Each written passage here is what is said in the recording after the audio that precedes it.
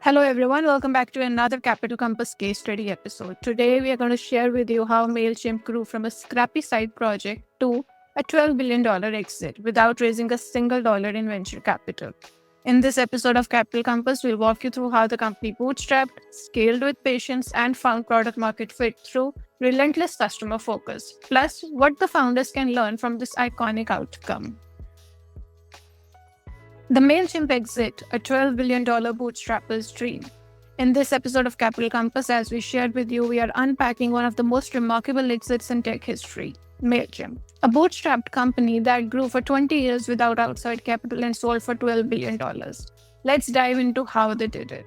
So, how did it all start? Now, Mailchimp began in 2001 not as a startup, but as a side project by founders.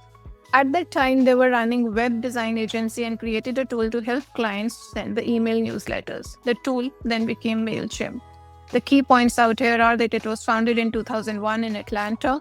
Initially, it was a side project. It was bootstrapped from day one, and the founders focused on customer needs over VC hype.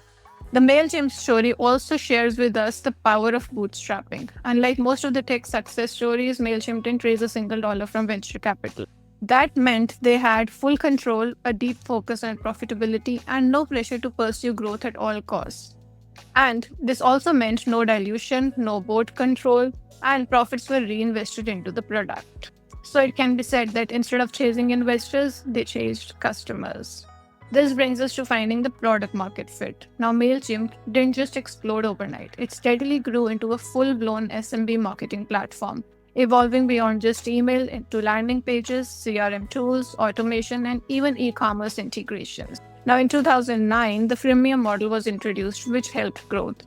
By 2010's expansion into small business marketing stack. And then by 2020, they reached 800 million in ARR with 13 million users. So their growth was driven by SMB focus, not enterprise focus, and customer education and UX first design were their core drivers.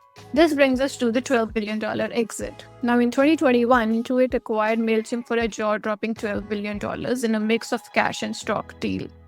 But this leaves us as to why did Intuit acquire Mailchimp? First and foremost, to integrate email and CRM into QuickBooks. The SMB focus aligned with Intuit's focus and the cross-sell opportunities. Let's also look into what made it so valuable. 800 million in ARR, 40 to 50% margins, deep customer loyalty, and bootstrap DNA, lean, profitable, and resilient. As a founder, what is a lesson that you can learn from the Mailchimp case study? First and foremost, you don't have to raise venture capital to build a billion-dollar company. Secondly, owning your business gives you freedom and a massive payday. Thirdly, focus on solving real customer problems consistently. And lastly, build slow but build strong. So in closing, it can be said that bootstrapping isn't just possible, it can also be widely successful if you are patient, if you have the right product market fit, and if you have a deep customer focus for the product that you're building. Now that's it for this particular Capital Compass case study series. Hope you've enjoyed this episode. Do stay tuned in for more case studies. New episodes in Capital Compass series drop in every few days.